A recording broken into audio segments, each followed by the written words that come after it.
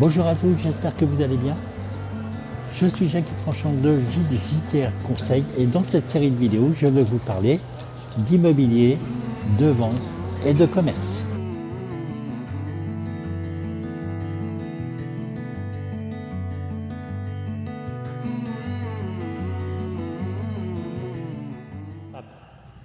Historique numéro 3. Année 2000. Loi SRU, solidarité, renouvellement urbain. Elle a amené un très gros changement sur le code de l'urbanisme, le code de la construction et de l'habitation et a changé beaucoup de choses, on voit ça tout de suite. Elle impose aux communes un minimum d'habitat social sous peine d'amende. Mais un grand nombre de communes préféreront payer l'amende que de construire des habitats sociaux sous divers prétextes. On fait ce qu'on peut. C'est une loi cadre qui va modifier un grand nombre de choses sur tous les autres codes, comme le code de l'urbanisme, le code de la construction et de l'habitation, par exemple. Ce qui vous intéresse au premier chef. 2002, la loi de modernisation sociale. La loi de modernisation sociale est une autre loi cadre qui va modifier à la fois le code du commerce, le code de la santé publique, le code de la sécurité sociale, le code de l'éducation, le code de la construction et de l'habitation. Celui que vous rencontrez tous les jours. En 2003, année de ma naissance, enfin, en tant qu'agent immobilier. En 2003, donc, la loi de Robien. La loi Robien, c'est la création des zones A, B1, B2, C qui seront constamment modifiées par la suite, constamment réactualisées. Et la loi de Robien s'appelle aujourd'hui la loi Pinel. C'est une loi qui prévoit 65% d'économie d'impôt sur une quinzaine d'années, le tout s'échelonnant entre 3, 6, 9, 12 et 15. Je n'entre pas dans le détail, ce n'est pas le but ici. C'est une loi de défiscalisation qui va instituer les zones A, B, C que l'on connaît aujourd'hui avec la loi Pinel et qui va définir les plafonds de loyer à appliquer. En 2006, la loi ENL, engagement pour le logement. Elle modifie les critères de décence des logements en modifiant les surfaces, par exemple.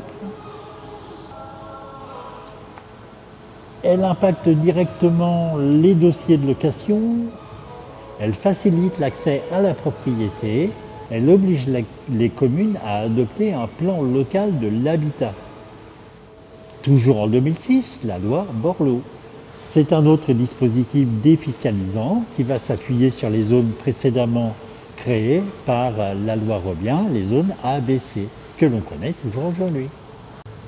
Mais c'est aussi les maisons Borloo, les maisons à 100 000 €, un dispositif qui fera un flop magistral. 2009, le dispositif Cellier. C'est une loi simple, un autre dispositif de défiscalisation qui va suivre ses prédécesseurs. En 2009, la loi Moll, loi de Madame Boutin. Elle modifie en profondeur le code de la construction et de l'habitation et surtout la loi Malandin-Mermas 89-462. On n'en a pas déjà parlé de cette loi-là. Vous avez déjà entendu parler de cette loi-là, la 89-462 ? Peut-être si vous faites de la location. Bien, je plaisante, mais effectivement, la loi Moll est une loi très très importante qui a été votée donc en 2009. La loi Moll, aussi appelée loi Boutin, a défini un certain nombre de choses.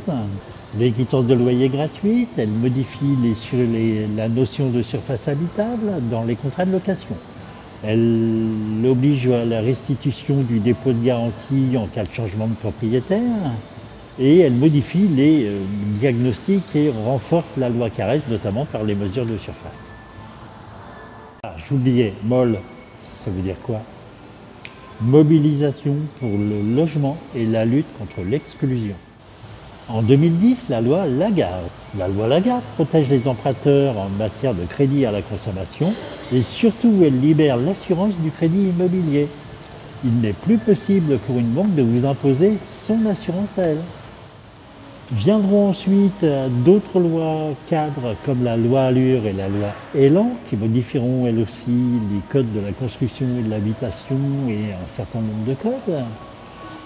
L'historique des lois se termine avec ce module et j'espère vous avoir un tout petit peu éclairé par rapport à ce métier. C'est tout pour aujourd'hui. Si cette vidéo vous a plu, n'hésitez pas, les commentaires, les pouces bleus. Et si vous avez pensé à un module que vous voudriez approfondir, n'hésitez pas. L'adresse s'affiche là-haut. Merci beaucoup, à très bientôt. Au revoir.